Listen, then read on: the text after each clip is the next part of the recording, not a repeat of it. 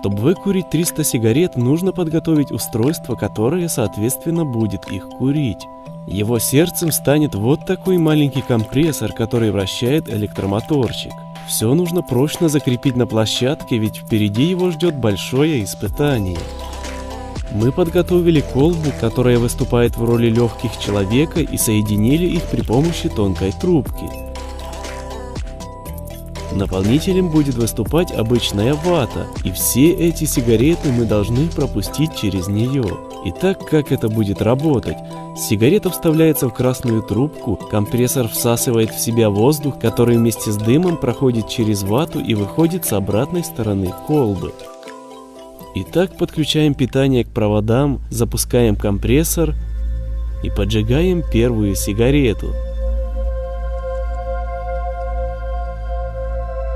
Вы не поверите, но уже после первой сигареты на вате можно заметить легкое пожелтение.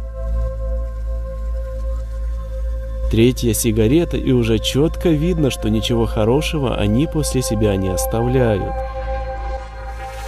Вот что ждет легкие человека, выкурившего 10 сигарет.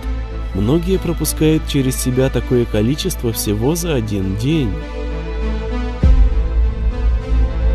100 сигарет.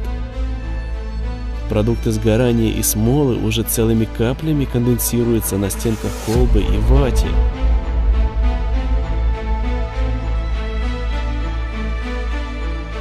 Итак, после целого дня курения уходит последняя сигарета.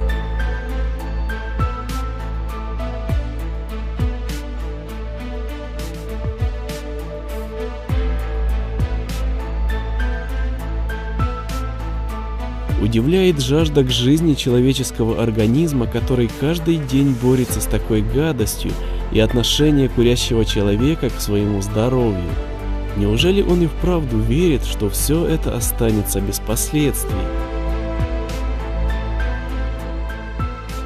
Если вам предлагают курить, намекая, что это круто, вспомните это видео.